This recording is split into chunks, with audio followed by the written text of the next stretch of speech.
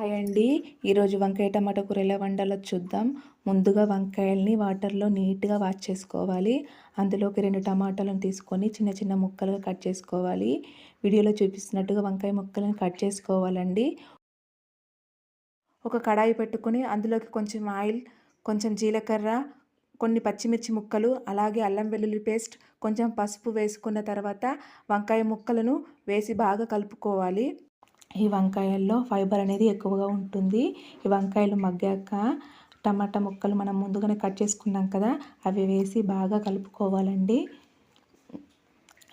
ఈ కర్రీ ఇలాగ కనపడుతున్నప్పుడు అందులోకి కొంచెం మనము కారప్పొడి, అందులోనే కొంచెం ధనియా పౌడర్, అలాగే కొంచెం సాల్ట్ వేసి బాగా కలుపుకోవాలండి. ఈ టమాటాలో యాంటీ ఆక్సిడెంట్లు అనేటివి ఎక్కువగా ఉంటాయి. తర్వాత కొంచెం వాటర్ వేసుకొని కర్రీలో కొంచెం వాటర్ వేసుకొని బాగా కలుపుకోవాలండి.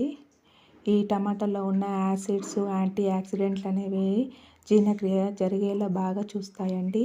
అంతే, ఎంతో రుచిగా ఉండే మన వంకాయ టమాటా కూర అనేది. Thank you for watching.